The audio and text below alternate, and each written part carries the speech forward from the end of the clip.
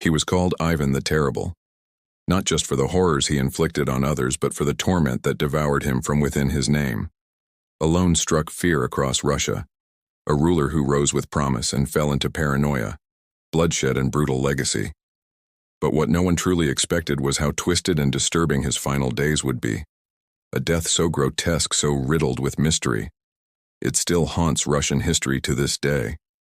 What happened in that room on March 28, 1584 was not just the end of a tyrant, but the last chapter of a man unraveling into madness. Many feared him, but few knew how deeply broken he had become, and fewer still lived to tell the truth. The last days of Ivan were filled with Omen's betrayal and a creeping shadow that even he, with all his power, could not escape. This is the story of the death of a man consumed by ghosts, haunted by his past, and ultimately undone by the very hands that once built his empire. But to understand the terror of his end, we must first understand the torment that shaped him. Ivan Vasilievich became Grand Prince of Moscow. At just 3 years old after his father died, suddenly leaving the Russian throne in the hands of cruel nobles who ruled in his name as a child. He was neglected, beaten, left alone in cold chambers, surrounded by political intrigue and violent ambition. He grew up watching poisonings, murders, and conspiracies unfold like theater. The seeds of distrust were sown early, and they grew into a forest of paranoia that would one day choke the Russian court. By the age of 16, he was crowned the first Tsar of all Russia, anointed as God's chosen ruler, and yet the boy inside him remained scarred, desperate for control, desperate to be feared and respected. His reign began with reforms, charity, and laws aimed at justice. But it was all a facade. Soon a brutal transformation began. Ivan created the Oprichnina, a secret police force that answered only to him, dressed in black robes and riding black horses. They terrorized the land, burning villages, torturing nobility, executing anyone Ivan suspected of disloyalty. Including his own family members, his mind became a battlefield, and his enemies were everywhere, real and imagined. Then in 1560 he suffered a devastating blow. The death of his beloved wife Anastasia, under suspicious circumstances, convinced Ivan she was poisoned by traitors within his court. This event shattered the last pieces of his sanity, and from that moment on, the man known as Ivan the Terrible truly emerged. His paranoia became absolute, his rage uncontrollable. But the horror did not end with those he ruled over. It followed him to his final breath. As he aged, his health deteriorated both physically and mentally. His bones weakened, his skin yellowed, and his face contorted with stress and suspicion. He developed seizures, intense headaches, and hallucinations. Doctors feared him too much to diagnose him truthfully, so they fed him lies, herbs, and prayers, but Ivan saw death everywhere in shadows, in reflections, even in his own dreams.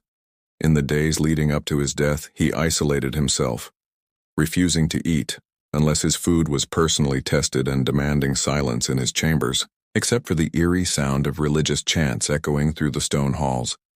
He believed the devil was waiting for him outside his door, and that his enemies had already welcomed him into their prayers.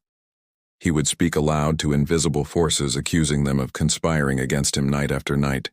He was heard screaming, crying, or laughing uncontrollably. A man possessed by guilt, grief, and fear. The court grew silent around him.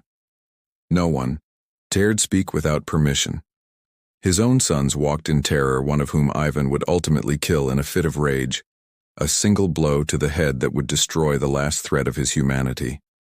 That son, Ivan Ivanovich, had dared to question his father's cruelty, to plead for mercy on behalf of the people, and for that Ivan the Terrible struck him down with his scepter, then cradled his lifeless body in disbelief and agony, screaming for hours over what he had done. That image of the Tsar, sobbing over his murdered son, would forever haunt Russian history.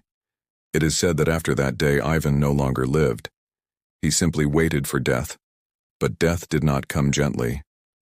It crept into the Kremlin on the 28th of March, under cold skies and over the stone stained with the blood of his enemies. That day, Ivan requested a chess match with his trusted confidant Bogdan Belsky, a final game in the privacy of his dimly lit chamber. It was a strange request for a man so obsessed with suspicion, but perhaps it was an attempt to reclaim the innocence of youth, a return to strategy and order, one last move before the end as the game progressed. Servants noticed Ivan's hands trembling. His breathing grew shallow. Sweat dripped from his forehead, though the room was cool. Suddenly he leaned back. His eyes rolled upward and he collapsed. Belsky rushed to his side, calling his name, but there was no answer. Moments later, the most feared man in Russian history lay slumped in his chair, motionless. But this was not the end, only the beginning of a new nightmare. The death of Ivan the Terrible would spark chaos, suspicion, and a secret investigation into what really happened inside that room, because within hours of his collapse, rumors spread like wildfire. Was it poison? Was it divine punishment? Or was he betrayed by those closest to him? And why were the records of his autopsy sealed? Why did his personal physician disappear within days of the funeral? And why did the guards report strange symbols etched into the floor beneath his chair?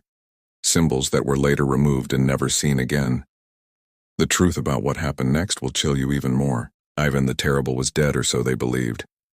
Yet what followed after his last breath was even more terrifying than the life he had lived. His lifeless body was quickly shrouded in thick ceremonial robes, and his private chamber sealed off. Only a handful of people were allowed inside to see his corpse, and those who did would never speak of it again. Not in public, not even in whispers. And then came the disappearance of his personal physician, a man who had served him for years, and yet vanished without a trace. 2 days after Ivan's death. Some say he fled in fear. Others believe he was silenced by those who wished to keep the true cause of death hidden forever. Whatever the truth was, the Kremlin fell into a deep, unsettling silence. Strange orders were issued.